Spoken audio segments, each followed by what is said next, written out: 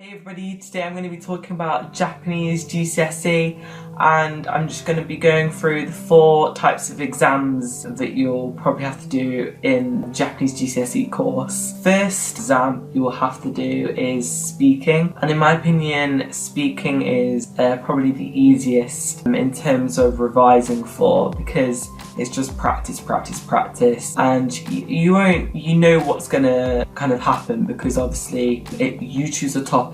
There's 2 tasks which is set. The first task is that you'll choose a topic, for example media. For my speaking exam I chose books, and then I spoke about that for 2 minutes and then got asked questions for another 2 minutes. For example, where do you read books? What's your favourite book?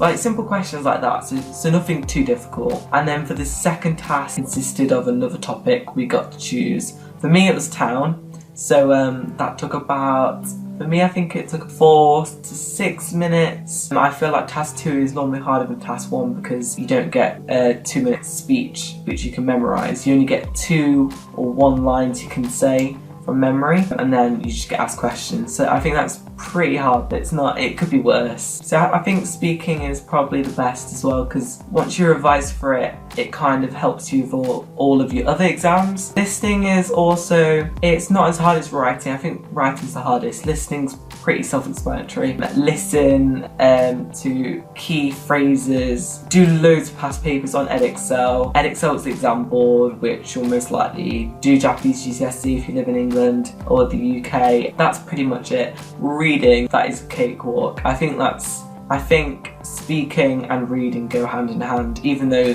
you may think they don't go together, they do, especially when you're revising for the speech you have to prepare. It's just, I think, yeah, the reading is just vocab, and I think if you've done it for 2 years, I've done it for 5 because I did it beforehand, before GCSE level, so obviously that helps. But it's not that hard as long as you know the vocabulary. You don't even need to know how to write them, as long as you can recognise the kanji, and I think recognising it is tons easier than being able to write it, because writing it and reading it are 2 total different things, even though you may not think so. Writing, that is so annoying.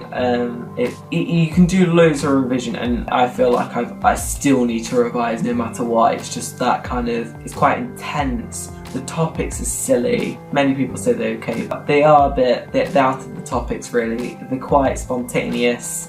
Luckily for me, my speaking topic was actually one of the writing topics, so that was literally a stroke of luck for me. I was able to use my speak, draw up some sentences. So there's 2, one long writing task and another short one. Long takes about 40 minutes, short takes about 20. Yeah, so I think long is probably easier, and the short you have to cram so much in so many characters and make it quite factual, so it's quite hard. So that's pretty much it. That's a brief summary of the 4 exams. Obviously I think I'll probably cover maybe in more detail in terms of the sentences you'll need to know for writing and speaking, like grammatic structures, tari, te form.